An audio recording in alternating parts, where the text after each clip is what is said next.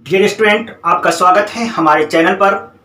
पिछले क्लास में हमने यूनिवर्स को स्टार्ट किया था, तो आइए हम अपने पहले वाले लेक्चर में क्या देखा था उसका रिकैप देखते हैं। रिकैप दैट मीन्स इसके पहले हमने क्या देखा। तो इसके पहले हमने स्टार के ग्रुप को देखा था। स्टार के ग्रुप को देखा था और उस ग्रुप को हमने कितने पार्ट्स में डिवाइड किया था सर? हमने 2 पार्ट्स में डिवाइड किया था, गैलेक्सी एंड कंस्टेलेशन में। तो आपको देखिए, हमने पिछले क्लास में देखा था स्टार के ग्रुप को देखा था और इसको हमने 2 टाइप्स में डिवाइड किया था गैलेक्सी एंड कॉन्स्टेलेशन। थोड़ी सी चर्चा कर लेते हैं हम। गैलेक्सी हमने कहा था यह लाखों करोड़ों तारों का समूह होता है, और कॉन्स्टेलेशन के बारे में कहा था हमने कि यह सीमित तारों का समूह होता है जो एक निश्चित पैटर्न बनाता है। हमने गैलेक्सी में देखा था कि स्टार का फॉर्मेशन इसी गैलेक्सी में होता है, और फिर इसी गैलेक्सी में हमने देखा था कि यह गैलेक्सी 3 प्रकार टाइप्स की होती है। हमने बताया था स्पाइरल गैलेक्सी, इलिप्टिकल गैलेक्सी और इरेगुलर गैलेक्सी। हमने बताया था स्पाइरल गैलेक्सी का आकार सर्पिलाकार होता है और इसका आकार काफी बड़ा होता है, लेकिन यह कम चमकीला होता है। इलिप्टिकल गैलेक्सी के बारे में बताया था यह आकार में अपेक्षाकृत छोटा होता है, लेकिन सर्वाधिक चमकदार गैलेक्सी इलिप्टिकल गैलेक्सी है। ठीक है, इंपॉर्टेंट वर्ड। उसके बाद हमने एक अपने गैलेक्सी के बारे में चर्चा किया था, वह हमारी अपनी गैलेक्सी मिल्की वे गैलेक्सी थी। और मिल्की वे गैलेक्सी के बारे में कहा था कि हमारा सौर मंडल इसी गैलेक्सी में है, इसीलिए हम इसको अपनी गैलेक्सी कहते हैं। और मिल्की वे गैलेक्सी एक कैसी गैलेक्सी है? तो हमने अपने पिछले वीडियो में बताया था मिल्की वे गैलेक्सी एक स्पाइरल गैलेक्सी है। हमने बताया था कि यही मिल्की वे गैलेक्सी अंधेरी रात में उत्तर से दक्षिण दिशा में एक व्हाइट बेल्ट के रूप में दिखाई पड़ती है, श्वेत पट्टी के रूप में दिखाई पड़ती है, इसीलिए इसका नाम मिल्की वे रखा गया। ये सारे इंफॉर्मेशन हमारे पहले वाली वीडियो में दिए गए थे। उसके बाद हमने कहा था कि हमारी पृथ्वी के पास मिल्की वे गैलेक्सी के अलावा एक दूसरी गैलेक्सी भी है। That galaxy is known as Andromeda galaxy, जिसको हम देवयानी के नाम से भी हिंदी में जानते हैं। इसकी चर्चा हमने किया था यहाँ पर गैलेक्सी में। अब कॉन्स्टेलेशन में हमने देखा था कि यह आपका सीमित तारों का समूह है, एक जो निश्चित शेप या पैटर्न बनाता है। हमने बताया था कॉन्स्टेलेशन की कुल संख्या जो है 89 है आपका। उसके बाद हमने बताया था 68 को हम आंखों से देख सकते हैं और 21 को नहीं देख सकते हैं। उसके बाद कुछ कॉन्स्टेलेशन अर्थात तारामंडल के बारे में हमने बताया था, जैसे हमने सप्तऋषि की चर्चा किया था, लघु सप्तऋषि की चर्चा किया था, स्कॉर्पियो की चर्चा किया था, व्याध की चर्चा किया था, कृत्तिका और शर्मिष्ठा की चर्चा किया था। और इस तारामंडल को हमने 2 पार्ट्स में डिवाइड किया गया था, एक ग्रीष्मकालीन नक्षत्र और दूसरा शीतकालीन नक्षत्र में हमने डिवाइड किया था आपको। लेकिन आपको यहाँ पर 2 इंफॉर्मेशन इसमें और हम ऐड करना चाहेंगे। वह हमारा इंफॉर्मेशन यह होगा, वह पहला जो इंफॉर्मेशन होगा आपका, सबसे बड़ा तारामंडल कौन सा है? पूछा जाता है सर, सबसे बड़ा तारामंडल कौन सा है? तो यूनिवर्स का सबसे बड़ा तारामंडल जो हमारा है वो हाइड्रा है सर। याद रखिएगा सर, क्वेश्चन पूछा जा सकता है यूनिवर्स का सबसे बड़ा तारामंडल कौन सा है सर? तो यूनिवर्स का सबसे बड़ा तारामंडल हमारा क्या है सर? हाइड्रा है। उस तरह से दूसरा बड़ा आप याद रखिए तो छोटा भी याद रखना पड़ेगा। यूनिवर्स का सबसे छोटा तारामंडल कौन सा है? छोटा तारामंडल कौन सा है सर? तो इसका नाम है क्रकस ऑस्ट्रेलिस। Crocus australis. तो आपको ये दोनों इंफॉर्मेशन याद रखना पड़ेगा आपको। यूनिवर्स का सबसे बड़ा तारामंडल क्या है सर? हाइड्रा है। सबसे छोटा तारामंडल कौन सा है सर? क्रकस ऑस्ट्रेलिस है। तो अब हम आज की वीडियो में आपको लेके चलते हैं।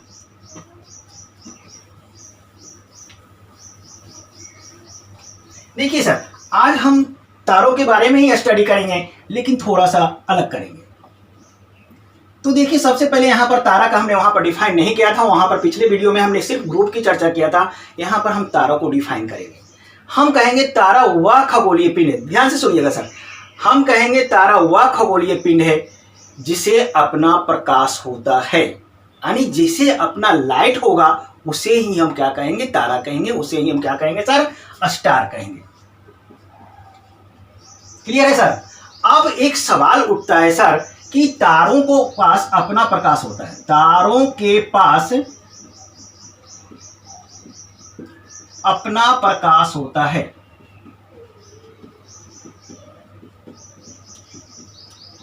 तो सवाल उठता है सर कि ये प्रकाश तारों में आता है कहां से? तो इसके बारे में बहुत सारे वैज्ञानिकों ने अलग अलग इंफॉर्मेशन दिया, लेकिन इसके बारे में जो सबसे सही जानकारी है वह हेंस बेंथ के द्वारा दिया गया।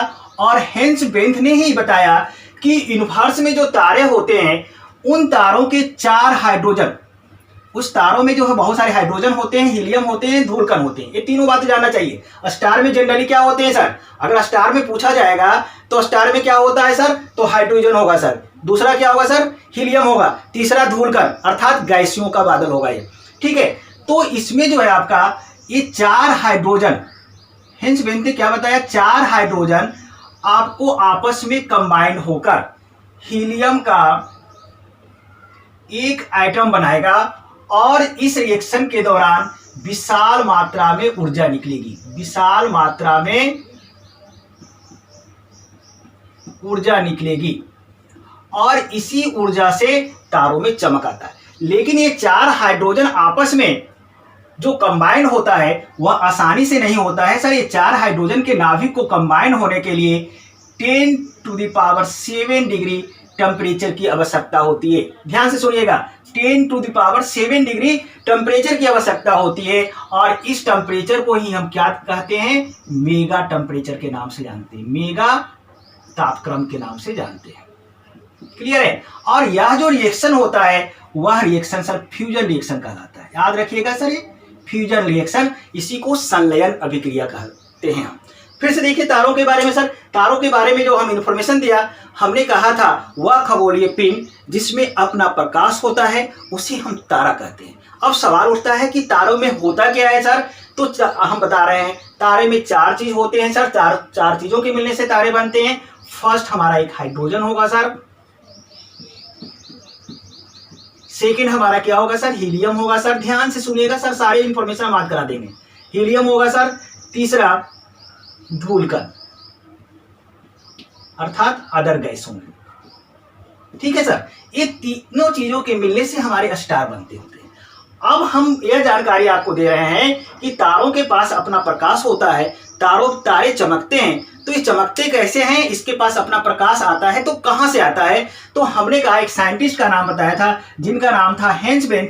इसकी जानकारी हेंस बेंथ ने दिया था और हेंस बेंथ ने कहा था कि तारे के में जो हाइड्रोजन होते हैं उसके 4 एटम्स 10⁷ डिग्री सेंटीग्रेड टेम्परेचर पर आपस में कंबाइन होकर हीलियम के एक एटम बनाते हैं और इस रिएक्शन के दौरान विशाल मात्रा में ऊर्जा निकलती है और उसी ऊर्जा से तारों में चमक आती है। तो आप बता सकते हैं अब तारों में चमक क्यों आती है। क्लियर? अब यहाँ पर जो 10⁷ डिग्री टेम्परेचर है, इस टेम्परेचर को ही हम क्या कहते हैं? मेगा टेम्परेचर कहते हैं। और यह जो रिएक्शन होता है इस रिएक्शन को ही हम क्या कहते हैं? फ्यूजन रिएक्शन के नाम से जानते हैं सर। अब देखिए हम पृथ्वी पर हैं सर। अब सवाल उठता है कि पृथ्वी का सबसे नजदीकी तारा कौन सा? हम स्टार पढ़ने जा रहे हैं सर, हम स्टार को पढ़ रहे हैं। तो देखिए एक सवाल उठता है सर, एक क्वेश्चन हम उठा रहे हैं कि पृथ्वी का सबसे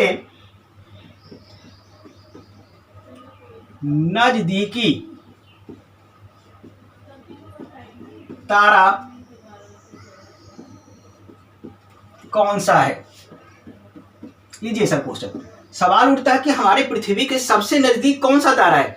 तो देखिए सर, हमारे पृथ्वी के सबसे नजदीक का तारा क्या है? इसका आंसर क्या होगा? हमारा सूर्य होगा सर, सन। देख रहे हैं? अब हमें सन के बारे में इंफॉर्मेशन देना है आपको, तो हम यहाँ पर एक सब टॉपिक्स बनाएंगे, छोटा सा हेडिंग डालेंगे सन को, और सन के लिए देखते हैं हम सन को। और सन के बारे में जो हमारा सबसे पहला इंफॉर्मेशन होगा वह इंफॉर्मेशन यह होगा कि पृथ्वी का सबसे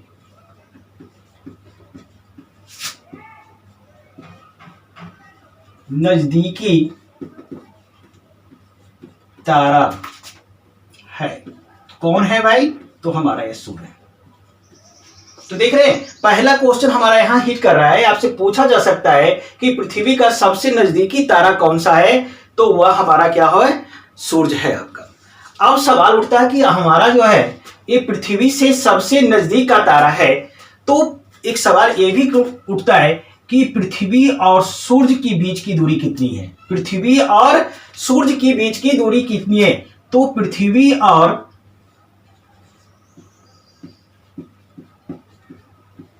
और सूर्य के बीच की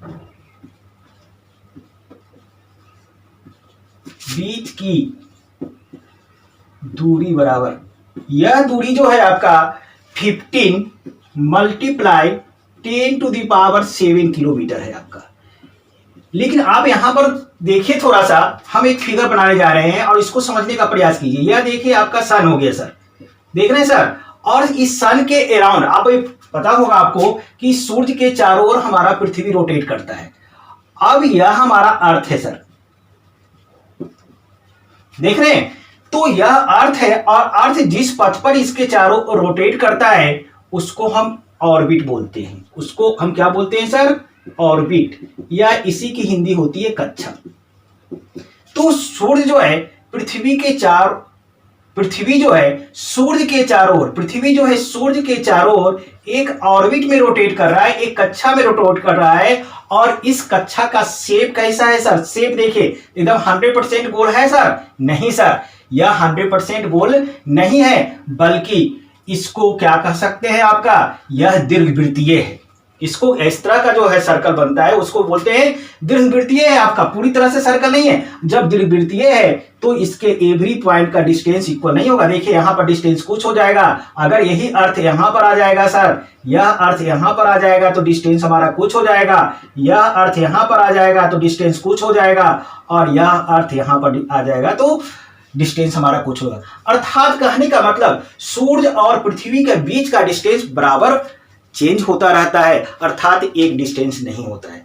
अब सवाल अगर आ जाए कि पूछ भी दिया कि अगर कितना दूरी है, तो ऐसे केस में हम सूर्य और पृथ्वी के बीच का एवरेज डिस्टेंस लेते हैं। और एवरेज मैथमेटिक्स में आपको निकालना पड़ता है, आपको पता ही है, आपका डिफरेंट पॉइंट पर हम आप करते हैं क्या, सूर्य और पृथ्वी का बीच का डिस्टेंस मेजरमेंट करते हैं और सभी को ऊपर प्लस करेंगे और जितने पॉइंट लेंगे उससे डिवाइड करेंगे, तो हमारा क्या आएगा, एवरेज डिस्टेंस आएगा। और यहाँ पर जो यही लिखा हुआ है जो सूर्य और पृथ्वी के बीच का डिस्टेंस 15 मल्टीप्लाई 10⁻⁷ किलोमीटर, यह क्या है, हमारे सूर्य और पृथ्वी के बीच का एवरेज डिस्टेंस है, औसत दूरी है सर। ठीक है, अब आइए कुछ अदर इंफॉर्मेशन में।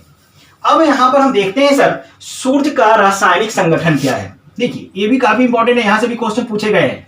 सूर्य का रासायनिक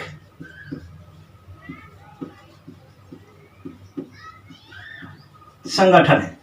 अब रासायनिक संगठन का मतलब है कि सूर्य का फॉर्मेशन कैसे हुआ, किन की चीजों के मिलने से हुआ उसके बारे में। तो देखिए सूर्य का फॉर्मेशन जो हुआ है, यह चूंकि सूर्य तारा है तो इसमें हाइड्रोजन तो होगा ही होगा। दूसरा जो तत्व होगा वह दूसरा तत्व हमारा हीलियम होगा सर। और तीसरा में जो है आपका अन्य गैस होगा या इसमें डस्ट होगा, अन्य गैस के साथ साथ डस्ट पार्टिकल भी हमारा यहां पर आ जाएगा। अब सवाल उठता है कि सर सबका परसेंटेज बता दो, ये परसेंटेज भी काफी इंपॉर्टेंट है, यहां से भी क्वेश्चन एक बार आया है। तो हाँ, सूर्य में जो है हाइड्रोजन हमारा क्या होता है सर, 71% होता है, हीलियम 26.5% होता है सर, और अन्य गैस एवं डस्ट जो होता है आपका यह 2.5% होता है। और क्वेश्चन हमारा यहां से आया, पूछा गया है कि सूर्य में किस तत्व की प्रधानता है और वह कितना परसेंट है। तो सूर्य में जो है हाइड्रोजन की प्रधानता है और उसका यह परसेंटेज कितना है सर, 71% है। यह इंफॉर्मेशन भी आपके लिए काफी इंपॉर्टेंट है। अब आते हैं सूर्य के बारे में ही हम स्टडी कर रहे हैं। सूर्य के बारे में अगला जो इंफॉर्मेशन है आपका,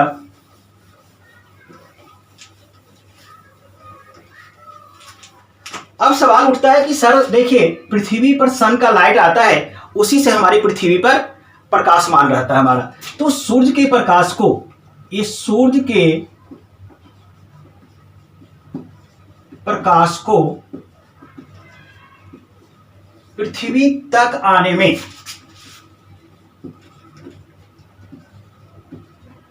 लगा समय कितना होता है सर, यह सूर्य का प्रकाश हमारे पृथ्वी पर जो है 8 मिनट 16.6 सेकेंड, 8 मिनट 16.6 सेकेंड में आती है। इसी को किसी किसी बुक में कहा रहता है 8 मिनट मिलता है हमें 20 सेकेंड। किसी किसी बुक में हमारा क्या इंफॉर्मेशन मिलता है सर 16.6 सेकेंड और किसी किसी बुक में मिलता है 8 मिनट 20 सेकेंड। देखिए दोनों आपका देखिएगा और अपन आसपास में जो रहेगा उसको हम टिक करके आ जाएंगे, क्योंकि थोड़े बहुत का डिफरेंस बुक में हमको देखने को मिल जाती है आपको। ठीक है, अब आपने देखा सूरज के प्रकाश को पृथ्वी पर आने में हमारा 8 मिनट 20 सेकेंड या फिर 16.6 सेकेंड लगते हैं। अब देखिए सूरज को थोड़ा सा डिवाइड करने की कोशिश करते हैं। आप कहिए कि सर सूरज को आप किस आधार पर डिवाइड करोगे, तो सूर्य यहां पर लिखा सर, यहां पर हम देखेंगे लिखेंगे पहला जो आधार लिखेंगे आंतरिक संरचना।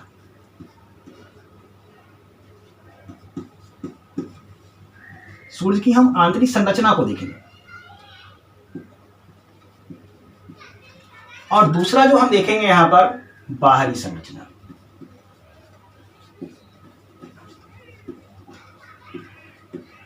देख रहे हैं सर, हम एक इंटरनल स्ट्रक्चर देखना चाह रहे हैं, इंटरनल स्ट्रक्चर को देखना चाह रहे हैं और एक बाहरी स्ट्रक्चर को देखना चाह रहे हैं सूरज को। तो देखिए इंटरनल स्ट्रक्चर को हम समझाने के लिए इस तरह से एक छोटा सा फिगर बना देंगे जहां से आपको समझ, मान लेते सपोज कीजिए कुछ देर के लिए कि यह आपका हमारा क्या है सन है सर, आपको इंटरनल दिखाना है तो सर इस तरह से इसको कट कर दीजिए।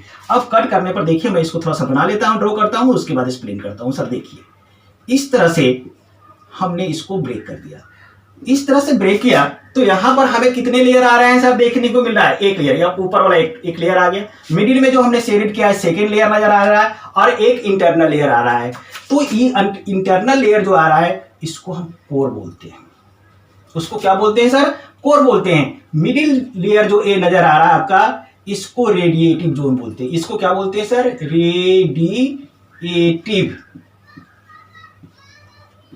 जोन कहते हैं। और एक टॉप लेयर जो आ रहा है उसको कन्वेक्टिव जोन कहते हैं।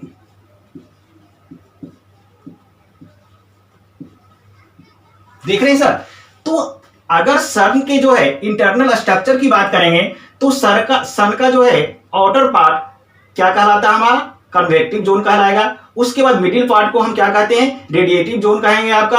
और सबसे इनर पार्ट को हम क्या कहेंगे, कोर के नाम से जानते हैं हम। समझ में आई बात। अब आपको बाहरी संरचना में देखेंगे हम, तो सुनकर यहां तक लीजिए सर, बाहरी स्ट्रक्चर ले लिया, बाहरी स्ट्रक्चर। अब सन का एकदम बाहर का ले रहे हैं सर, अंदर नहीं जा रहे हैं, अपर सरफेस। यह अपर सरफेस सन का जो है दीप्तमान होता है, हमको चमकीला ब्राइटनेस नजर आता है। इस ब्राइटनेस पोर्शन को फोटोस्फीयर कहते हैं सर। क्या कहते हैं सर, फोटोस्फीयर लिख दीजिए। और अर्थ की जैसे चारों ओर वायुमंडल है, उसी तरह से इस सन के चारों ओर अराउंड में भी एक वायुमंडल का लेयर है आपका। और इस वायुमंडल के लेयर को हम क्या कहते हैं सर, इस वायुमंडल के लेयर को हम एक अलग नाम देते हैं, दैट इज कॉल्ड क्रोमोस्फीयर। नीचे लिख देता हूं, देख रहे हैं सर। आपको देखिए सन के बाहरी स्ट्रक्चर को हमने 2 पार्ट में डिवाइड किया। जो सन का जो है दीप्तमान भाग हमें दिखाई पड़ता है, प्रकाशमान जो भाग हमें दिखाई पड़ता है, उस भाग को हम फोटोस्फीयर कहते हैं। और सन के चारों ओर जो उसका एटमॉस्फेयर होता है उसी को हम क्रोमोस्फीयर कहते हैं। इंटरनल पार्ट में आइएगा तो सन के हम जो है 3 पार्ट में डिवाइड करते हैं, एक कन्वेक्टिव जोन, दूसरा रेडिएटिव जोन और तीसरा कोर में डिवीजन। तो इस तरह से सन का हमारा क्या हो जाता है सर, डिवीजन हो जाता है। क्लियर है सर। अगर टेम्परेचर की बात करते हैं सन का कि किस पार्ट का टेम्परेचर ज्यादा होगा सर, यहां पर आते हैं आपको, तो आपका सन में की टेम्परेचर की बात करते हैं तो सन का बाहरी सतह, सबसे आउटर जो सरफेस होगा उसका टेम्परेचर अलग होगा और इंटरनल पार्ट का टेम्परेचर अलग होगा। तो सबसे बाहरी जो सतह होता है सन का, बाहरी सतह, उसका टेम्परेचर कम होता है सर। सतह का तापमान, हम जो भी इंफॉर्मेशन दे रहे हैं सन के बारे में दे रहे हैं, तो सन के बाहरी सतह का तापमान जो होता है सर 6000 डिग्री सेंटीग्रेड होता है। और सन की जो है आंतरिक सतह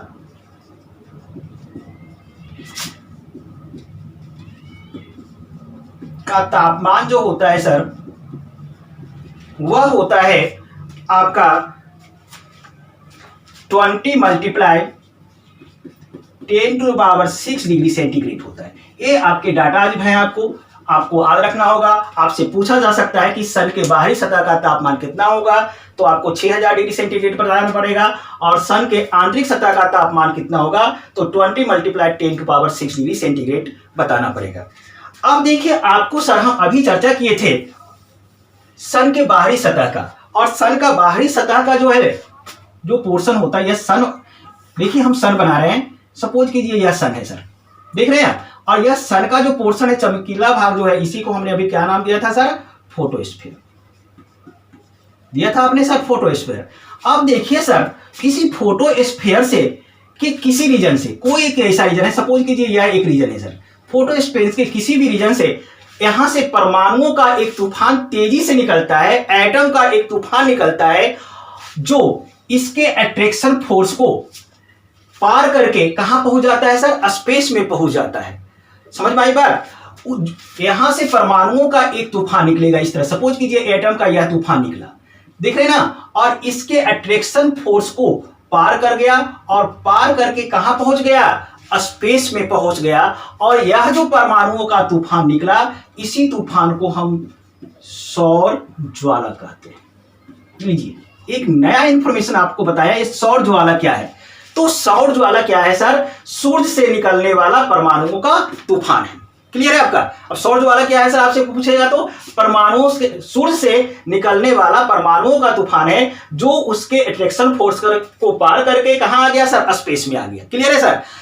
लेकिन कभी कभी यह सौर ज्वाला सर, इसके आपको अट्रैक्शन फोर्स को पार करके स्पेस में ही नहीं आ जाता है, बल्कि हमारा यह जो अर्थ है, यह हमारा अर्थ है सर, और इस अर्थ के वायुमंडल में प्रवेश कर जाता है, और वायुमंडल में प्रवेश करने पर वहां के गैस एवं डस्ट पार्टिकल के साथ उसका क्या होता है सर, फ्रिक्शन होता है, और फ्रिक्शन होने के बाद यह सौर ज्वाला एक कलरफुल लाइट को क्रिएट करता है, और उस कलरफुल लाइट को जो है नॉर्थ पोल और साउथ पोल से देखा गया है। कहां से देखा गया है सर, साउथ पोल, और ये हमारा नॉर्थ पोल हो गया एनपी, और ए हो गया हमारा एसपी, यहां से देखा गया। यही सौर ज्वाला देखिए यहां पर पहुंच गया, और कहां पहुंच गया सर, यह साउथ पोल में पहुंच गया, देखिए पहुंच गया सर। यही सौर ज्वाला आपको सबसे पहले सूर्य के अंदर ग्रेविटेशनल फोर्स को पार करके स्पेस में आया, स्पेस से होते हुए वह अर्थ के एटमॉस्फेयर में पहुंचा, अर्थ के एटमॉस्फेयर में पहुंचकर डस्ट पार्टिकल से और गैसों से उसका जो फ्रिक्शन हुआ, फ्रिक्शन होने के कारण वह काफी गर्म हो गया, और काफी गर्म होकर जो है यहां पर कलरफुल लाइट क्रिएट करता है, और उस कलरफुल लाइट को कहां से देखा गया है, नॉर्थ पोल और साउथ पोल से देखा गया है, और नॉर्थ पोल पर उसको अलग नाम दिया गया है, और साउथ पोल पर उसको अलग नाम दिया गया है। और कभी कभी इसको भी पूछा जाता है, इस सौर ज्वाला को नॉर्थ पोल पर कहा जाता है, क्या कहा जाता है,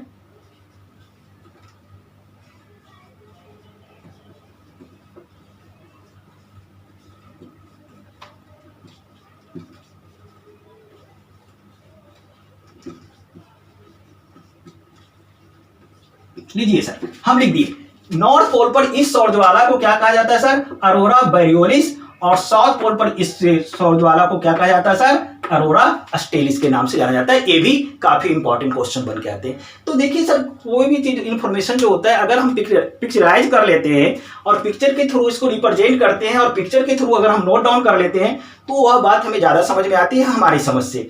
और आप, हम चाहेंगे कि आप इसी तरह से बना लीजिएगा, और किसी भी फैक्ट को रटिएगा नहीं, उसको समझकर ब्रेन में बैठाना है। तो देखिए सौर ज्वाला निकला, सौर ज्वाला नॉर्थ पोल पर गया, और यहां पर लिख दिया अरोरा बोरियोलिस। इससे मतलब यह हुआ कि सौर ज्वाला को नॉर्थ पोल पर क्या कहा जाता है, अरोरा बोरियोलिस कहा जाता है, और ये सौर ज्वाला जब साउथ पोल से देखा जाएगा तो इसी को हम क्या कहते हैं सर, अरोरा स्टेलिस के नाम से जानते हैं। अब देखिए एक बात और बताता हूं सर, सौर ज्वाला जिस पॉइंट से निकला, देखिए यहां से निकल रहा है सौर ज्वाला, ये आपको क्या निकला सर, सौर ज्वाला है, लिख लीजिए, फिर दोबारा लिख लीजिए यहां पर सौर ज्वाला, यही सौर ज्वाला जा रहा है सर, देख रहे हैं सर। और ये सौर ज्वाला जहां से निकलता है उसको हम क्या कहते हैं, सौर कलंक के नाम से जानते हैं। उसको हम क्या बोलते हैं सर, सौर कलंक के नाम से जानते हैं, क्योंकि वहां पर वो पोर्शन क्या होता है सर, डार्क हो जाता है, अर्थात यह है आपका सन स्पॉट हो जाता है। इसी को हम सन स्पॉट भी इंग्लिश में कहते हैं।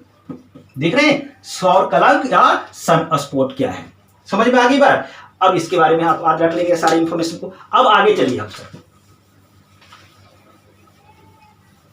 देखिए अब यहां पर सन के बारे में कुछ डाटा है आपके बारे में है, उसको आपको अच्छी तरह से याद करना पड़ेगा सर। पहला जो हमारा डाटा है आपका, सूर्य का व्यास बराबर, इंफॉर्मेशन है सर सिर्फ, सूर्य का व्यास कितना होता है सर, तो सूर्य का व्यास इक्वल टू होता है 13,92,500 किलोमीटर। इस सन का हमारा व्यास है, कितना है सर, 13,92,500 किलोमीटर।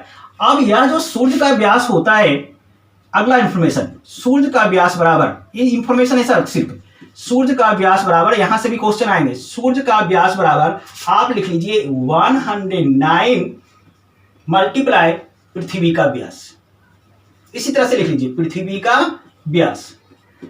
इसका मतलब यह हुआ कि सर कि सूर्य का व्यास पृथ्वी के व्यास से 109 गुना अधिक है। सूर्य का व्यास पृथ्वी के व्यास से कितना गुना अधिक है सर, 109 गुना अधिक है। उसी तरह से अगला इंफॉर्मेशन जो बन के आएगा, सूर्य का आयतन बराबर, सूर्य का आयतन बराबर 13 लाख गुना पृथ्वी का आयतन।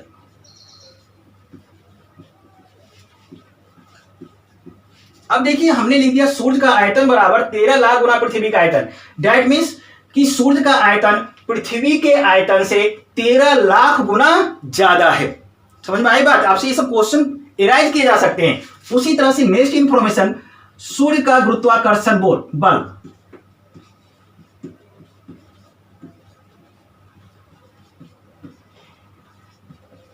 सूर्य का गुरुत्वाकर्षण बल, दैट मीन्स सूर्य gravitational force of the sun, ये कितना होता है सर, 28 मल्टीप्लाई पृथ्वी का गुरुत्वाकर्षण बल।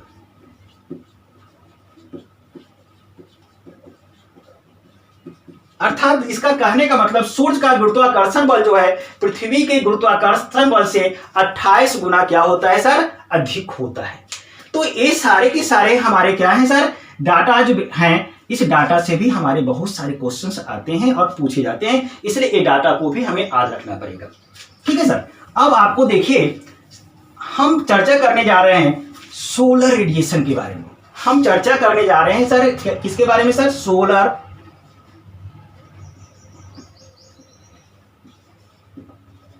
रेडिएशन के बारे में। इस सोलर रेडिएशन का मतलब होता है सर, यह हमारा सन है, सोलर रेडिएशन का मीनिंग समझाओ, यह हमारा सन है मान लीजिए, और सन से जो प्रकाश की किरणें निकलती है उस किरणों से हमारा है। तो सन से जो प्रकाश की किरणें निकलती है उस किरणों को 3 पार्ट में डिवाइड किया गया है। सन से जो प्रकाश की किरणें निकलती है उसी को हम सोलर रेडिएशन कहते हैं। सन से जो प्रकाश की किरणें निकलती है उसी को हम क्या कहेंगे, सोलर रेडिएशन, यानी सौर ऊर्जा का बाहर आना। अब इस सोलर रेडिएशन को 3 पार्ट में डिवाइड किया गया है। अब एक इसका फर्स्ट जो कहलाता है white light radiation, white light radiation. दूसरा जो कहलाता है UV light radiation, UV light radiation. अब कहिएगा सर यूवी लाइट रेडिएशन का, यूवी का मतलब क्या हुआ sir, ultraviolet radiation. UV का मतलब अल्ट्रा वायलेट रेडिएशन। और तीसरा जो रेडिएशन निकलता है that is called infra red radiation. लीजिए, अर्थात कहने का मतलब सोलर रेडिएशन को हमने कितने पार्ट में डिवाइड किया सर, 3 पार्ट्स में डिवाइड किया, फर्स्ट, सेकेंड एंड 3। देखिए बोर्ड पर लिखा हुआ, first is known as white light radiation, second is known as ultraviolet radiation, third is known as infrared radiation. अब ये देखिए, अब इसके बारे में थोड़ा सभी के बारे में यहाँ पर बता दूंगा, हालांकि ये साइंस फिजिक्स का चीज है, लेकिन थोड़ा सा इसकी यहाँ पर हम चर्चा करेंगे। व्हाइट लाइट रेडिएशन, यही व्हाइट लाइट जब रेडिएशन पृथ्वी पर आती है और किसी भी ऑब्जेक्ट पर पड़ता है और पड़ने के बाद वह रिफ्लेक्ट होकर हमारे आंखों तक आता है, तो उस ऑब्जेक्ट को हम देख पाते हैं। इसीलिए व्हाइट लाइट रेडिएशन को विजिबल रेडिएशन भी कहा जाता है। यानी किसी भी ऑब्जेक्ट को दृश्य बनाने का जो काम करता है, देखने योग्य बनाने का जो काम करता है, वह हमारा व्हाइट लाइट रेडिएशन ही करता है। ये अल्ट्रा वायलेट रेडिएशन काफी हॉट है या काफी हार्मफुल है, ये हमारे पृथ्वी पर नहीं आता है। हमारे पृथ्वी पर ये नहीं पहुंच पाता है। हमारे एटमॉस्फेयर में ओजोन लेयर है, ओजोन लेयर में लेयर इस अल्ट्रावायलेट रेडिएशन को क्या करता है, एब्जॉर्ब कर लेता है और पृथ्वी पर नहीं आता है, जिससे हम भयंकर गर्मी और इसके हार्मफुल इफेक्ट से बच जाते हैं। और इसीलिए ओजोन लेयर को जो है पृथ्वी का सुरक्षा कवच, सेफ्टी वॉल भी कहते हैं उसको। क्लियर आपका? अब देखिए, हम कोई भी वस्तु अर्थ पर गर्म होता है, गर्मी के दिनों में देखते होंगे आप कि पृथ्वी की सतह काफी गर्म हो जाती है। गर्मी के दिनों आप देखते हो पृथ्वी की सतह काफी गर्म हो जाती है। सूर्य की रोशनी किसी भी ऑब्जेक्ट पर पड़ता है तो वह ऑब्जेक्ट गर्म हो जाता है। तो किसी भी पृथ्वी की सतह को या पृथ्वी पर अवस्थित किसी भी ऑब्जेक्ट को गर्म करने के लिए कौन सा रेडिएशन रिस्पॉन्सिबल है सर? तो वह हमारा इंफ्रारेड रेडिएशन रिस्पॉन्सिबल है। कौन सा रेडिएशन रिस्पॉन्सिबल है? हमारा इंफ्रारेड रेडिएशन ही किसी भी ऑब्जेक्ट को या अर्थ सरफेस को गर्म करते। तो अगर आपसे पूछा जाए कि पृथ्वी की सतह गर्म होती है और उसमें 3-4 ऑप्शन दिया रहेगा, तो किसको टिक करेंगे सर? Infrared radiation. या आपसे यह भी क्वेश्चन पूछा जाए किसी भी ऑब्जेक्ट को गर्म करने के लिए कौन सा रेडिएशन रिस्पॉन्सिबल है, जिम्मेदार है, तो वह हमारा आंसर क्या होगा सर? Infrared radiation. आपसे यह भी क्वेश्चन आ सकता है सर, किसी भी ऑब्जेक्ट को विजिबल कौन सा रेडिएशन बनाता है, तो वह व्हाइट लाइट रेडिएशन है। और हम वहां पर साइंस में पढ़ेंगे कि यही व्हाइट लाइट रेडिएशन जब किसी प्रिज्म से गुजरता है तो यह 7 कंपोनेंट में डिवाइड होता है, जिसके बारे में हमें सर आइजैक न्यूटन ने बताया था। और वहां पर देखेंगे, कहने का मतलब यह व्हाइट लाइट रेडिएशन 7 कंपोनेंट के मिलने से बना है। बीबी गियोर की चर्चा करेंगे और जिसके बारे में जानकारी हमको सर आइजैक न्यूटन ने दिया था। ठीक है, अब ये तो हम सोलर रेडिएशन के बारे में चर्चा किए। अब हम सन के बारे में भी बहुत सारी इंफॉर्मेशन है, और भी इंफॉर्मेशन है, ऐसी बात नहीं कि इंफॉर्मेशन समाप्त हो गया, लेकिन अदर इंफॉर्मेशन की चर्चा हम सोलर इक्लिप्स में करेंगे, सूर्य ग्रहण में करेंगे। जब हम आपको पढ़ाएंगे सूर्य ग्रहण, तब वहां पर हम कोरोना की चर्चा करेंगे। और सूर्य ग्रहण के दौरान सूर्य में जो ब्लैक रेखाएं दिखाई पड़ती है उसको क्या कहा जाता है, इस सब की चर्चा हम सूर्य ग्रहण में करेंगे हम। अब देखिए, आपको पढ़ रहे हैं सूर्य के बारे में पढ़ रहे हैं, और हमारा सूर्य जो है पृथ्वी का सबसे नजदीकी तारा है। अब सवाल उठता है कि देखिए सर, यहां पर हम बना लेते हैं पृथ्वी को, देखिए आपको दिख रहा है आपको। अब यह सपोज कीजिए हमारा अर्थ है सर, देख रहे हैं, और अर्थ का सबसे नजदीकी तारा लीजिए सर, ये क्या हो गया हमारा? सन, दैट इज ए सन।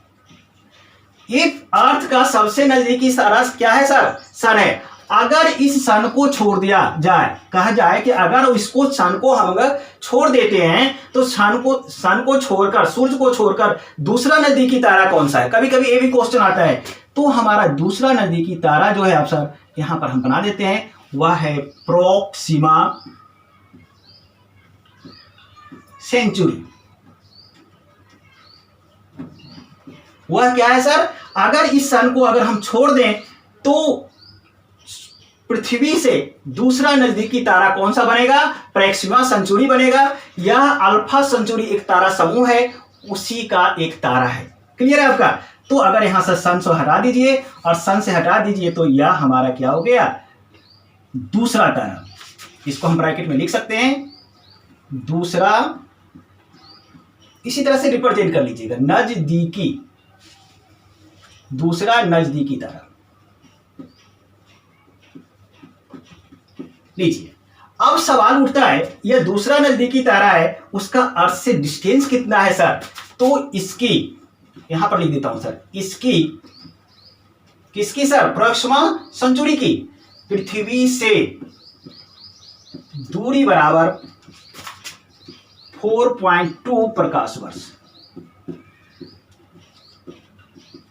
कितना है सर? इसकी पृथ्वी से दूरी बराबर 4.2 प्रकाश वर्ष। अब यहां पर एक नया बात आ गया सर, ये प्रकाश वर्ष होता क्या है? तो देखिए, प्रकाश वर्ष, जैसे देखिए डिस्टेंस को हम अर्थ पर किलोमीटर में मेजरमेंट करते हैं, उसी तरह से खगोलीय पिंड जो होते हैं उसके बीच की दूरी को जो है हम किस में रिप्रेजेंट करते हैं? प्रकाश वर्ष में रिप्रेजेंट करते हैं। और इतना ही नहीं, खगोलीय पिंडों के बीच की दूरी को मेजरमेंट करने के लिए प्रकाश वर्ष ही एक यूनिट नहीं है अकेला, प्रकाश वर्ष के अलावा भी 2 अदर यूनिट है।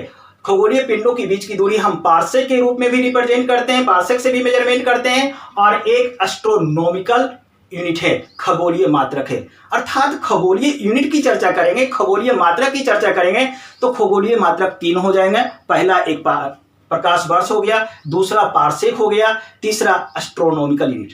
तो हम चाहते हैं खगोलीय यूनिट की भी चर्चा यहाँ पर थोड़ा सा कर लिया जाए, क्योंकि यहाँ से भी कभी कभी क्वेश्चन आ जाते हैं, उसके लिए अलग से हम कोई सेक्शन नहीं बनाएंगे। ठीक है, तो देख लेते हैं प्रकाश वर्ष की चर्चा हो रही तो थोड़ा सा इसके बारे में भी पढ़ लेते हैं, जानना चाहिए मुझे, ऐसी बात नहीं है। ठीक है, किसी भी इंफॉर्मेशन को छोड़ना नहीं चाहिए, अगर कोई टर्म आ गया है तो उसके बारे में ही आप जान लीजिए, डिटेल पढ़ लीजिए। ठीक है, क्यों क्वेश्चन तो कहीं से भी आ सकता है सर। तो अब देखिए थोड़ा सा एक हम अलग हट के पढ़ने जा रहे हैं, यहाँ पर हम एक हेडिंग बना लेंगे, खगोलीय मात्रक। खगोलीय मात्रक, इसका मतलब हुआ खगोलीय पिंडों के बीच की दूरी मापने का मात्रक, यूनिट। तो 3 यूनिट इस्तेमाल करते हैं सर। लीजिए, पहला प्रकाश वर्ष,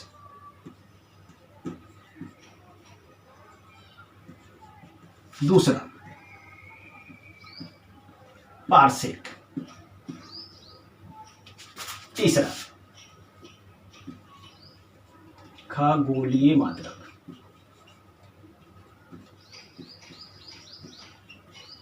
अब इसको प्रकाश वर्ष को इंग्लिश क्या होता है सर? इसको लाइट ईयर कहते हैं।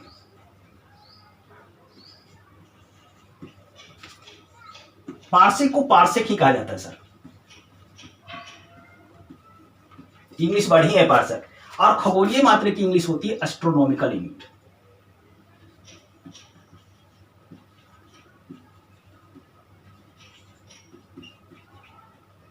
लीजिए सर, हो गया। और तीनों के तीनों किसका मात्रक है सर? आपसे पूछा जाए प्रकाश वर्ष, इसके बारे में पहले पढ़िए। प्रकाश वर्ष, आपसे क्वेश्चन आता है प्रकाश वर्ष किसका मात्रक है, किसकी यूनिट है? तो यहां पर वर्ष जुड़ा हुआ है तो सर समय को टिक नहीं करेंगे, आपको प्रकाश वर्ष पूछेगा किसका मात्रक है, और पहला ऑप्शन ही ए ऑप्शन में समय देगा, और आपको लगेगा वर्ष है तो ये समय का मात्रक नहीं सर, 100% ये रॉन्ग हो जाएगा, ऐसा गलती नहीं करना है। तो प्रकाश वर्ष पहला जो, अब देखिए सभी के बारे में इंफॉर्मेशन दे रहा हूं सर। प्रकाश वर्ष किसका मात्रक है पहला सर? तो प्रकाश वर्ष दूरी का मात्रक है। फर्स्ट इंफॉर्मेशन याद रखिएगा, प्रकाश वर्ष किसका मात्रक है सर? यह प्रकाश वर्ष हमारा किसका मात्रक है? दूरी का मात्रक है। अब प्रकाश वर्ष को डिफाइन करता हूं। प्रकाश इसका डिफाइन करता है कि सूर्य के प्रकाश एक वर्ष में, क्या डिफाइन करता है सर? सूर्य का प्रकाश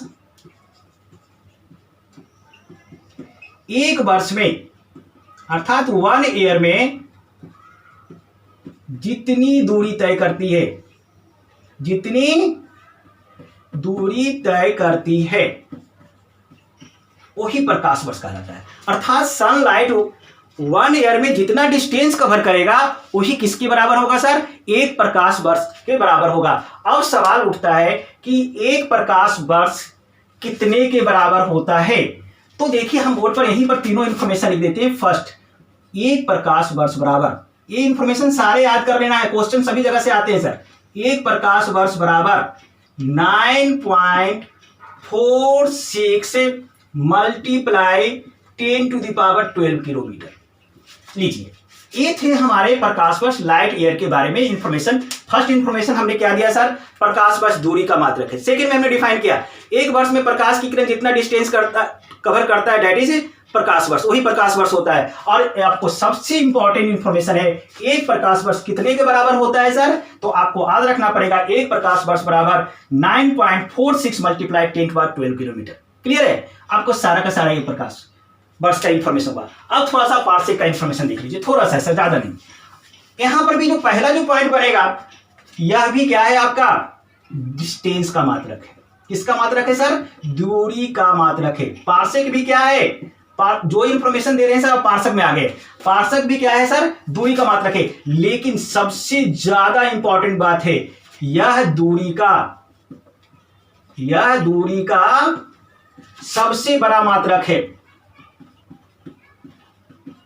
लीजिए, इससे डिस्टेंस नापने का कोई बड़ा यूनिट है ही नहीं।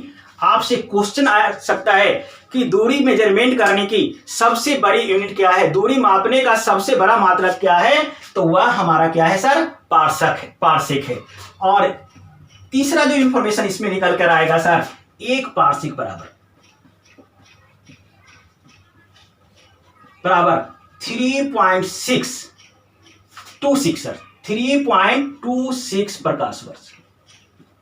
लीजिए, एक पार्सेक सर कितने के बराबर होगा, एक पार्सेक जो होगा सर 3.26 प्रकाश वर्ष के बराबर होगा। यह वैल्यू भी याद रखिएगा, कभी कभी पूछा जाता है कि एक पार्सेक कितने प्रकाश वर्ष के बराबर है, तो 3.26 प्रकाश वर्ष के बराबर है। आइए सर खगोलीय मात्रक में चलते हैं। देखिए, खगोलीय मात्रक आपका जो है, यह भी किसका मात्रक होगा सर, डिस्टेंस मेजरमेंट करने का यूनिट है। यह भी किसका है, डिस्टेंस, अर्थात यह भी एक दूरी का मात्रक है। अब खगोलीय मात्रक होता है क्या, देखिए अब देखिए, आपको अभी हमने चर्चा किया था, यह हम सन बनाया था, देखिए अभी इसकी चर्चा हो गई थोड़ी सी, और यह हमारा सर अर्थ हो गया सर, देख रहे हैं सर, अर्थ हो गया। हमने कहा था कि पृथ्वी अपना पोजीशन हमेशा बदलते रहता है, इस पोजीशन पर डिस्टेंस कुछ होगा सर, इस पोजीशन पर भी चर्चा होगी इसी लेक्चर में सर, इस पोजीशन पर डिस्टेंस क्या, अलग अलग डिस्टेंस होगा। तो इस क्या करते हैं सर, इस सभी डिस्टेंस का हम क्या लेते हैं सर, औसत लेते हैं। औसत दैट मीन सर एवरेज ले लेते हैं, क्या लेते हैं सर, एवरेज। और उसी एवरेज को हम कितना मान लेते हैं सर, जो औसत आता है उसी को 1 यूनिट मान लेते हैं, 1 मान लेते हैं। और उसको हम क्या करते हैं, यूज यूनिवर्स की दूरी नापने में भी करते हैं, इसीलिए इसका नाम एस्ट्रोनॉमिकल यूनिट पड़ गया सर। अब सवाल उठता है कि 1 एस्ट्रोनॉमिकल यूनिट कितने के बराबर होता है, सवाल उठता है, तो कहिएगा 1 AU, शॉर्ट में लिख रहा हूं sir, 1 AU 1 astronomical unit equal to होता है आपका 1.496 मल्टीप्लाई 10⁸ किलोमीटर की वैल्यू है, आपको याद रखना पड़ेगा सर। एक एस्ट्रोनॉमिकल यूनिट कितने के बराबर होगा सर, 1.496 मल्टीप्लाई 10⁸ किलोमीटर के बराबर होता है। तो देखिए सर, एक खगोलीय यूनिट 3 थे, आप सभी के इंफॉर्मेशन हमने आपको बारी बारी से दे दिया। तो हम इस वीडियो में इतना ही रखेंगे। हम चाहते हैं कि आप हमारे चैनल को सब्सक्राइब करें और लगातार हमसे जुड़े रहें। फिर हम आपसे मिलते हैं अगले वीडियो में।